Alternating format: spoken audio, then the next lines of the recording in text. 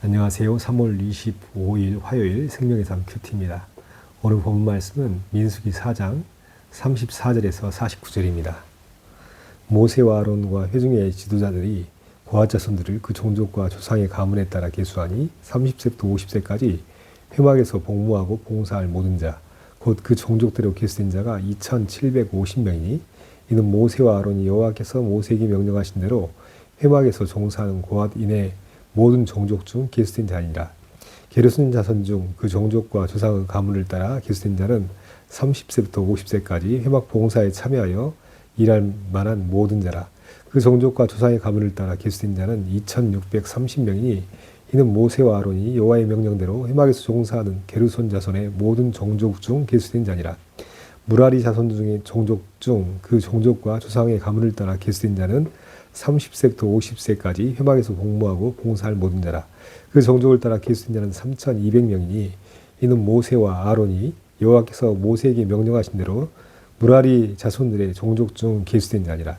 모세와 아론과 이스라엘 지휘관들이 레인을 그 종족과 조상의 가문에 따라 다 계수하니 30세부터 50세까지 회막 봉사와 매는 일에 참여하여 일할 만한 모든 자, 곧 그 계수된 자는 8580명이라. 그들이 할 일과 짐을 매는 일을 따라 모세에게 계수되었을 때 여호와께서 모세에게 명령하신 대로 그들이 다 계수되었더라. 아멘. 예, 오늘 본문 말씀은 레위 지파에 관해서 정리하고 있는 말씀입니다. 레위인들은 하나님의 회막에서 봉사할 지파로 선택함을 받았고, 또 하나님께서 레위인들, 레위의 자손, 고핫, 게르손, 무라리 자손에 따라서 각 종족별로 맡을 역할을 부여해 주셨습니다. 레위인으로 태어나면은, 또 레위인의 각 종족으로 태어나면은 자기의 의지와 관계없이 하나님의 회막에서 봉사할 자로 봉사해야 합니다.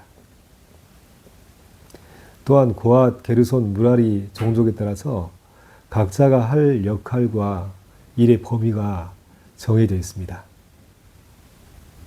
다른 종족의 역할을 대신 감당할 수 없고 다른 종족의 역할을 넘보아서도 안 됩니다. 오직 하나님께서 정하신 그 일을 성실하게 감당해야 하는 것입니다. 이렇게 보면 레인의 삶은 참으로 수동적이고 또 제한된 범위 안에서 살아가는 것 같습니다.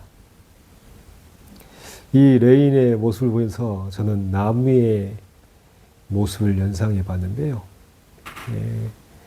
이 나무의 모습과 레인의 닮은 점에 대해 생각해 보면서 학창시절 국어책에 나온 이양하 선생의 나무라는 수필이 생각났습니다. 그 일부를 읽어드리겠습니다. 나무는 덕을 지녔다. 나무는 주어진 분수에 만족할 줄 안다. 나무로 태어난 것을 탓하지 아니하고 왜 여기 놓이고 저기 놓이지 않았는가를 말하지 않는다. 소나무는 소나무대로 스스로 족하고 진달래는 진달래대로 스스로 족하다. 같은 나무, 이웃나무가 가장 좋은 친구가 되는 것은 두말할 것도 없다. 나무는 서로 속속들이 이해하고 진심으로 동정하고 공감한다. 서로 마주보기만 해도 기쁘고 일생을 이웃과 살아도 실증나지 않는 참다운 친구다.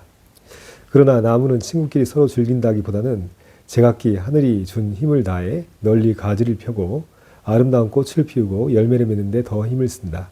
그리고 하늘을 우러러 항상 감사하고 찬송하고 묵도하는 것으로 일삼는다. 그러기에 나무는 언제나 하늘을 향하여 손을 쳐들고 있다. 나무가 식물로 태어나서 그 자리에 자리를 지키면서 평생을 살아갑니다. 그런데 나무는 분수를 알고 또 자족할 줄 압니다. 소나무는 소나무대로, 진달래는 진달래대로. 또 나무는 주변의 이웃들과 서로 어우러져서 평화스럽게 공존합니다. 또 나무는 다른 어떤 것보다 각자가 하늘을 향해 팔을 뻗고 또 하늘의 빛과 비와 또 하늘의 생기를 받아서 열매 맺는데 힘을 다 쏟습니다. 레이 지파의 모습을 생각하면서 이 나무를 연상케 되는 것은요, 레이도 하나님께서 정하신 지파였고 본인의 선택의 의지가 없이 하나님께서 정하신 종족이 하나님께서 맡기신 일을 감당해야 됐습니다. 어찌 보면 참 능동적인 사고방식, 적극적인 사고방식을 이야기하는 세상의 방식과 맞지 않는 답답한 것처럼 보이는, 혹은 운명론적으로 보이는 레인의 삶입니다. 그러나 레인은 하나님이 부르신 그 자리에서 마치 나무처럼 그 자리를 지키며 하나님께 예배하며 또 하나님께서 맡기신 책무를 감당하는 역할을 수행하는 것입니다. 성전 밖은 어떤 곳인가요? 성전 밖은 토마스 홉스가 이야기했죠. 만인에 대한 만인의 투쟁. 이것이 자연 질서가 지배하는 세상의 냉혹한 모습이랍니다. 약육강식의 논리가 작동하는 곳이 성전 밖 광야 같은 세상의 모습입니다. 거기에서 치열하게 다투고 싸우고 또 경쟁하는 삶을 사는 사람들이 성전을 볼 때 마치 식물의 세계처럼 하나님께서 맡기신 그 자리에서 서로 어우러져서 자기의 책무를 감당하는 그러한 모습을 보면서 하나님 나라의 모습을 보게 됩니다. 세상은 비록 치열한 전쟁터 같지만 성막에 임하여 있는 하나님의 나라. 하나님의 나라는요, 이사야 11장에 아름답게 그 모습이 그려져 있습니다. 이사야 11장 6절부터 9절입니다.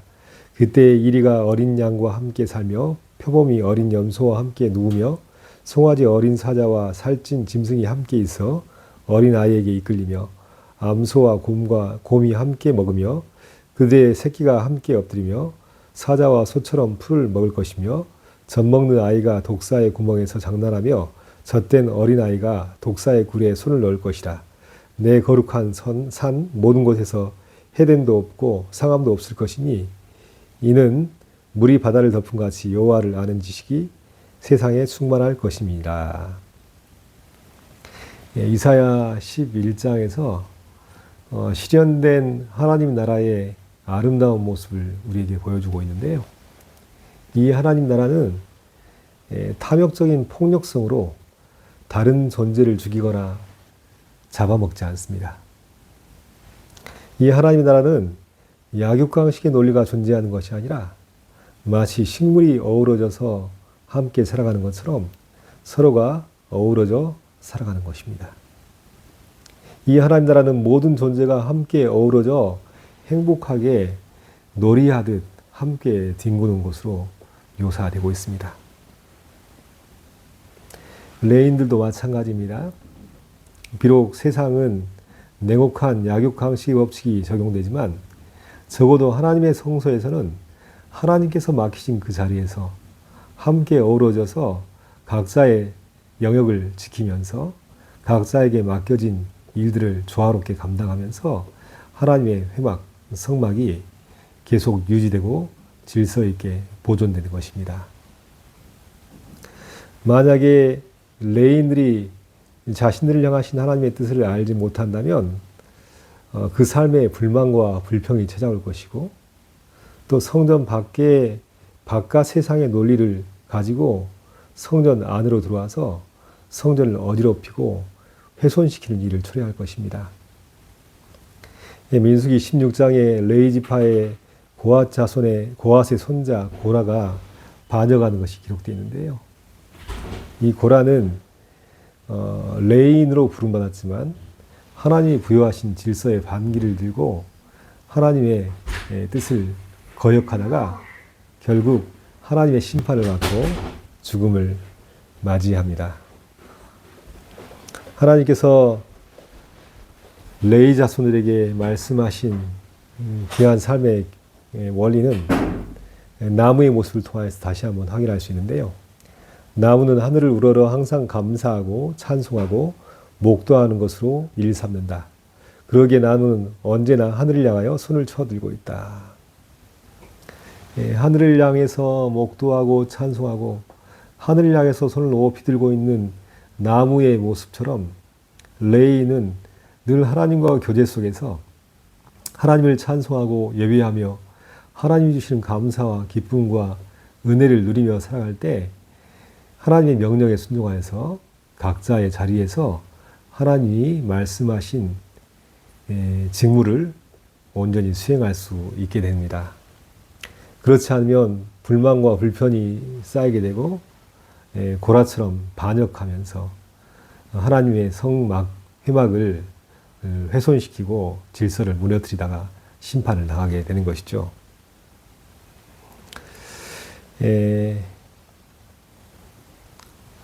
우리는 지금 구약 시대에 살고 있는 것이 아니라 예수 그리스도의 복음의 시대에 살고 있습니다.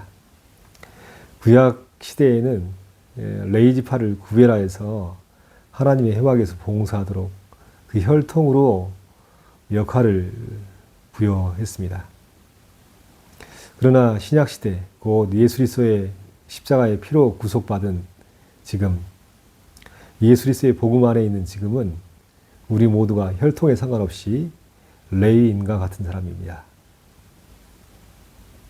레위인처럼 하늘을 향해서 하나님을 묵상하고 찬송하며 또 하나님의 말씀에 따라서 각자의 자리에서 거룩한 하나님 나라를 위해서 봉사하고 하나님을 예배하는 삶을 사는 존재입니다.